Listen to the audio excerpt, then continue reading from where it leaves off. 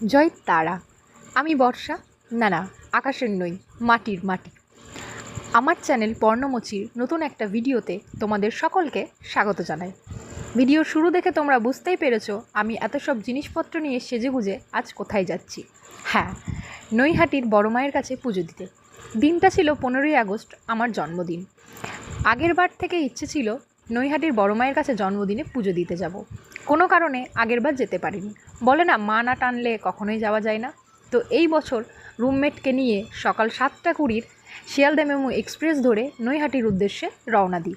তোমরা চাইলে বর্ধমান টু ব্যান্ডেল এবং ব্যান্ডেল টু নৈহাটি কডলাইন ট্রেনের মাধ্যমে আসতে পারো। আমি যেহেতু প্রথমবার যাচ্ছিলাম তাই কোনো রিস্ক নিইনি।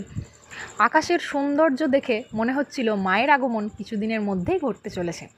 যাই হোক, সেদিন রোদও ছিল ভীষণ রকম। তো সেই প্রকৃতির সৌন্দর্য উপভোগ করতে করতে আমরা পৌঁছে গেলাম নৈহাটিতে।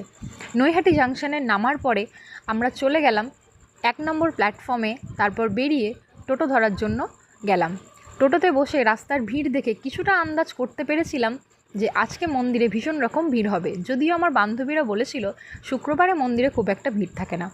তারপর পৌঁছানোর পর দেখলাম প্রায় 1200 লোকের পর আমার লাইন ছিল। সেই তপ্ত রোদে প্রায় 2 ঘন্টা দাঁড়িয়ে থেকে আমি মায়ের কাছে পৌঁছাই।